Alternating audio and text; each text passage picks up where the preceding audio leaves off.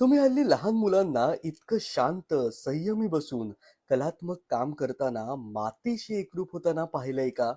नाही ना? गेम्स किंवा व्हिडिओ बघताना त्यांची तंद्री लागते. पण हल्ली मैदानी खेळ मुलं फारशी खेळत नाहीत.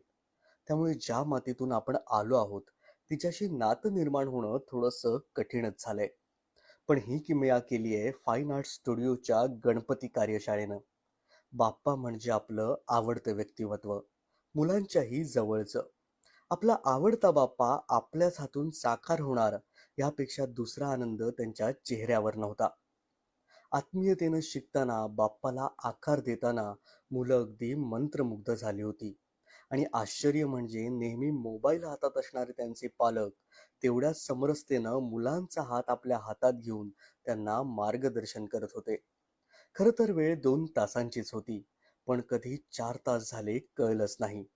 एका जागी 10 ते 15 मिनिटंही शांत न बसणारी ही सर्व माणसं देहभान विसरून कलेच्या विश्वात वावरत होती. खरंच आयुष्यातील काही काळ हा कलेसाठी, आपल्या संस्कृतीची मुळं जिथं खोलवर रुतली आहेत, त्या मातीसोबत घालवायलाच हवा.